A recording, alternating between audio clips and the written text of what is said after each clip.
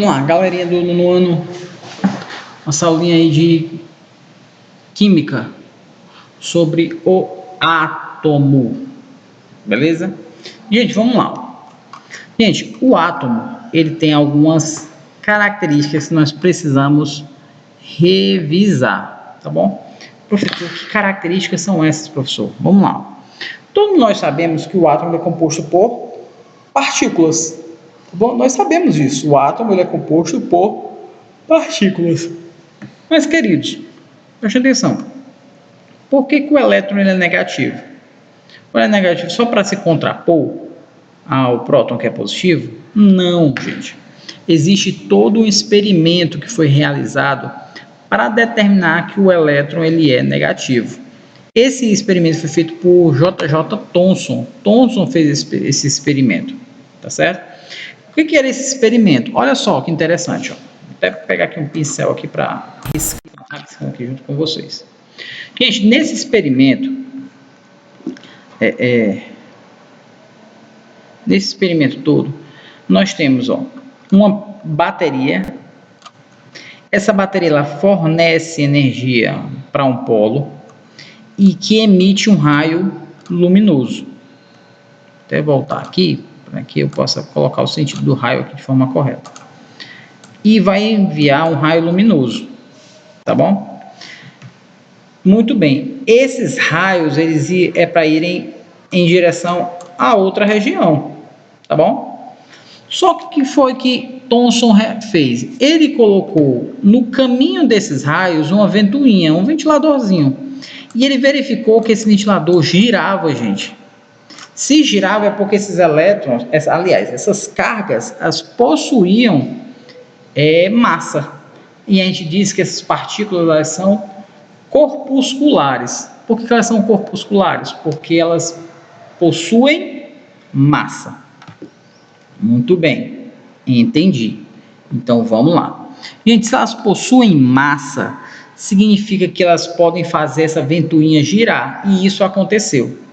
Outra coisa que Thomson também percebeu é que quando colocava placas carregadas próximas, esse raio luminoso sofria desvio. Então, essa carga tinha atração por um dos polos, tá certo? Que nesse caso era atração pelo polo positivo. Gente, se esse raio luminoso tem atração por um polo positivo, obviamente, esse raio luminoso era de carga negativa, tá bom? É uma coisa óbvia. Então, o que Thomson concluiu com esse experimento? Thomson concluiu que os raios eram partículas menores que os átomos. Thomson também concluiu que os raios apresentavam carga elétrica negativa. E essas partículas que formavam essa carga elétrica negativa dos raios foram denominadas de elétrons, ok? Thomson propôs então um modelo denominado pudim de passas. Por quê? Porque ele imaginava que o átomo fosse uma grande massa positiva com algumas partículas negativas enfiadas aí, incrustadas em toda essa massa, tá bom? Então o átomo ele é maciço, maciço, esse nome sempre se repete. Esse átomo ele é maciço e é constituído por um fluido com cargas elétricas positivas, tá bom? Então é a massa toda positiva e os elétrons são como as passas num pudim, que seriam todos negativos. Mas no total o átomo todo ele é neutro. O átomo como um todo ele é neutro. Pronto, beleza. Então isso aí é o primeiro modelo atômico? Não. Esse não é o primeiro modelo atômico. O primeiro modelo atômico, gente, quando a gente vai estudar, é o modelo de Dalton. Muito bem, você falou aí, modelo de Dalton. O modelo de Dalton é aquele modelo da bola de bilhar que dizia que o átomo ele é completamente indivisível. Só que essa ideia, embora seja ali do século XIX, de John Dalton, o pressuposto da ideia dele remota desde a filosofia antiga, tá bom? Desde Demócrito e Leucipo lá, quando a as ciências, né, faziam parte do estudo do campo da filosofia. Então, o elétron tem essa descoberta, gente, a partir de Thomson, com todas essas características aí. Moveu uma ventoinha porque tem massa, foi aproximado do polo positivo porque ele tem carga negativa, e essas partículas negativas a gente chamava de elétrons, tá certo? A gente também tem o próton, que foi descoberto por Goldstein, olha o nome do cara, Eugene Goldstein. De um modo semelhante à descoberta do elétron, só que agora foi feito de forma inversa, tá certo? De forma inversa. Então, usando uma aparelhagem semelhante à de Thomson, observou o aparecimento de um feixe luminoso no sentido oposto ao dos elétrons, tá bom? E as partículas que compunham esse feixe luminoso foram chamados de prótons. Beleza. Em 1904, tá bom? Alguns anos depois, em 1904, Rutherford realizou o mesmo experimento com o hidrogênio e detectou a presença de partículas de carga elétrica positiva ainda menores do que os raios luminosos. Por isso foram chamados de prótons, tá bom? E a massa de um próton, isso aqui é importante, a massa de um próton é cerca de 1836 vezes maior que a de um elétron. Vou repetir. A massa de um próton é cerca de 1800 vezes maior do que a massa de um elétron. Ok? E aí vem Rutherford com todo o seu experimento. Gente, olha só o que era o experimento de Rutherford.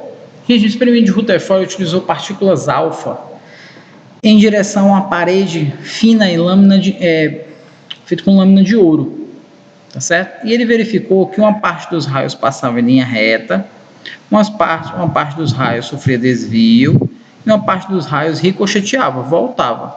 Como é que isso era possível? Olha só, imagina aí, ó, que cada partícula azulzinha dessa aqui, ó, é uma partícula alfa, tá certo? E esse amarelo aqui são os átomos de ouro. Então o que a gente percebe, ó?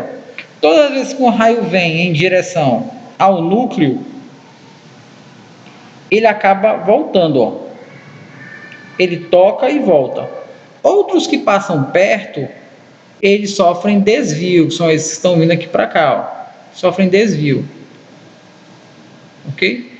E os que passam em linha reta são aqueles que passam distante do átomo. Se você perceber, gente, a maioria dos raios alfa estão passando em linha reta. O que significa?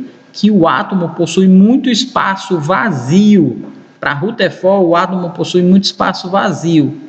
E se o raio alfa ele é positivo e ele está batendo e voltando, é porque esse local onde ele está batendo e voltando só pode ser positivo, tá bom? Então, o que a gente conclui aqui no experimento de Rutherford? No experimento de Rutherford, gente, nós temos que a maior parte das partículas alfa, elas sofrem desvios, poucas partículas alfa atravessam a lâmina e volta, e algumas partículas alfa sofrem desvios de trajetória, certo? A maior parte passa sem sofrer desvio. Conclusão. Isso aqui é a parte importante, gente. Você pode não ter entendido todo o capítulo, mas se entender essa conclusão da forma como foi feito o experimento, você vai sair com êxito. Olha, a maior parte do átomo deve ser vazia. Nesse espaço, que é a eletrosfera, onde estão os elétrons, deve estar localizados os elétrons. Deve existir no máximo, no átomo, uma pequena região onde está concentrada sua massa, que a gente vai chamar de núcleo. Ó, lembra desses nomes, núcleo e eletrosfera.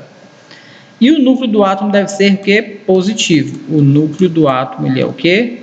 Positivo. Que provoca uma repulsão nas partículas alfa. Tá bom? Então nós temos aí, ó, a conclusão de Rutherford.